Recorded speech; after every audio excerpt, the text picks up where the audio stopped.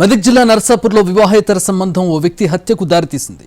కాన్పు కోసం భార్య పుట్టింటికి వెళితే భార్య స్నేహితురాలతో వివాహేతర సంబంధం పెట్టుకుని చివరికి ప్రేయసి భర్త కుటుంబ సభ్యుల చేతిలో హత్యకు గురయ్యాడు. హత్య జరిగిన 24 గంటల్లోనే ఈ కేసును ఛేదించారు పోలీసులు.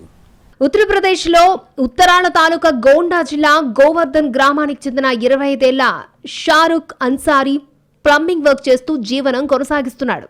6 ఏళ్ల క్రితం నర్సాపూర్కి వచ్చిన షారుఖ్కి దోమడుగు గ్రామంలో పనిచేసే సమయంలో సల్మా బేగంతో పరిచయం ఏర్పడి ప్రేమగా మారింది.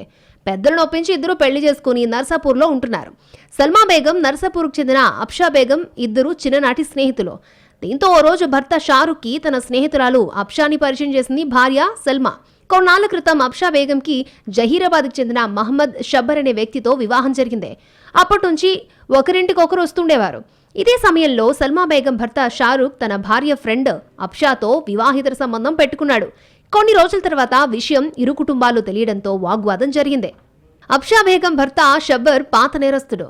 అయితే ఓ పాత కేసు విషయంలో రాజమండ్రి జైలుకు వెళ్లాడు. అదే సమయంలో షారుఖ్ భార్య సల్మా డెలివరీ కోసం పుట్టింటికి వెళ్ళింది. ఈ సమయంలో ఇటు షారుఖ్ అటు అప్షా మరింత దగ్గరయ్యారు. ఇద్దరూ కలిసి ఒకే చోట ఉన్నారు. భార్య సల్మా డెలివరీ అయ్యి ఇంటికొచ్చినా షారుఖ్ వచ్చేవాడు కాదు. ఇదే విషయంపై ఇరువురి కుటుంబాల మధ్య గొడవ కూడా జరిగింది.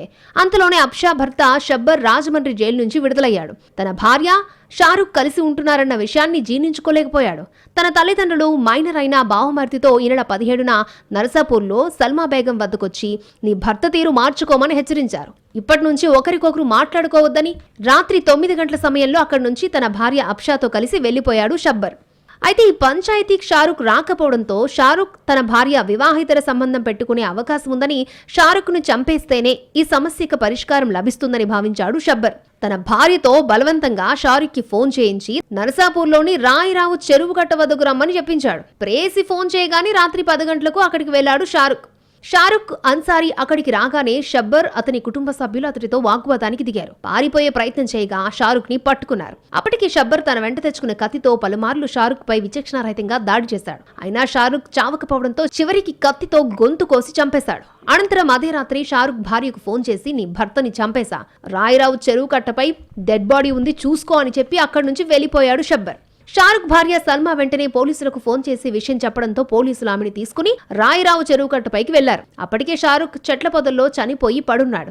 వెంటనే పోలీసులు 4 టీంలుగా ఏర్పడి నిందితుల కోసం వేట మొదలుపెట్టారు. నిందితులు బీదర్ పారిపోతూ ఉండగా జహీరాబాద్ వద్ద పట్టుకుని తీసుకొచ్చారు. షారుఖ్ అన్సారీని తుదముట్టించాలని చెప్పేసి ఒక కక్ష పెంచుకొని తన ఫ్యామిలీ మెంబర్స్ తోటి షబ్బర్ తన తల్లిదండ్రులైన రేష్మా బేగము, తర్వాత తండ్రి అయిన మహమ్మద్ షబీరు, అదేవిధంగా స్నేహితుడైన అంబాదాసు అలియాస్ శివారెడ్డి ఎట్లయినా తుదముట్టించాలనే ఉద్దేశంతో మొన్నటి రోజు ఈమెను ఎవరైతే సంగారెడ్డిలో ఆమెను తీసుకొని ఇక్కడికి వచ్చి మాట్లాడుకుందాము అని చెప్పేసి ఒక కాంప్రమైజ్ వేలో మాట్లాడదామని చెప్పేసి 10 గంటలకు రాత్రి 10 గంటలకి రాయరావు చెరువు దగ్గరికి భార్యతోనే ఆమెను బెదిరించి షారుఖ్ని అక్కడికి పిలిపించడం జరుగుతుంది. అక్కడ గొడవ పెట్టుకొని వీళ్ళందరి సహకారంతో అప్పటికే ఆల్రెడీ తన దగ్గర తెచ్చుకున్న కత్తితోటి ఆయన మీద తీవ్రంగా దాడి చేసి దారుణంగా గొంతు కోసి అక్కడనే హత్య చేసి ఆ తర్వాత అక్కడి నుంచి పారిపోవడం జరిగింది.